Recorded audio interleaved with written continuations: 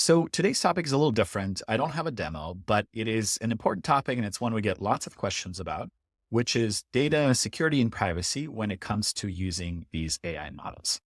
And the very first question that we get all the time is, if I'm putting data into an AI service, is that data then being used to train the model so that other people might actually be able to see that data later? So the short answer to that is mostly not. The reason why it's mostly not is for the ChatGPT product. So when you go on the ChatGPT website and chat with it, by default, you are actually opted in to having the model be trained on what you type in and what you get out. You can opt out of that. So you can go to your settings and you can opt out of that setting.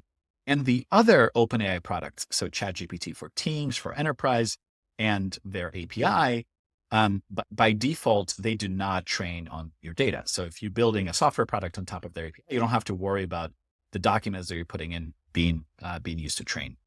For Anthropic, which makes Claude, it's even the security controls are even a little tighter. So when you use their Claude chat product online, you are by default opted out of having your data used for training, and you can opt into it. And same thing for the other things; it is not used for training. Anthropic is generally known as being kind of a highly security conscious company, and so this policy difference is aligned with that reputation.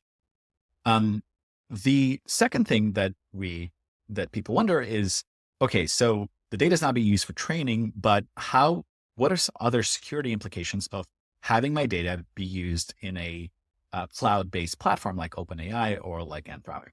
So most enterprises use cloud-based platforms all the time, tools like Salesforce, Google products, other things. And so there is definitely some tolerance for that, but it does come with risks.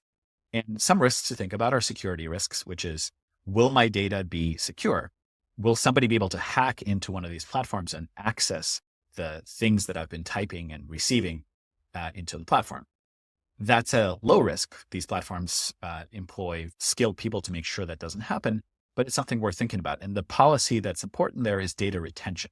So data retention means how long after I type something in, after I send in prompt and get a response out, do they keep that data? OpenAI's default policy is 30 days. So for 30 days, they're retaining the data, then they're deleting it. But they do have an option to request a 0-day data retention policy, which means for certain endpoints, your data would be deleted right away after you send it. It is a thing that you have to work with them to do, but it is possible. Then there is the compliance regulatory angle, which is, will my product be compliant with whatever regulation I need to be compliant with if I use one of these services? So that's a case by case thing. So for example, HIPAA is a regulation that exists in the US for healthcare products. And for product to be HIPAA compliant, all of the services that the product uses also need to be HIPAA compliant. And so if you're building something on OpenAI, for example, they would need to be HIPAA compliant.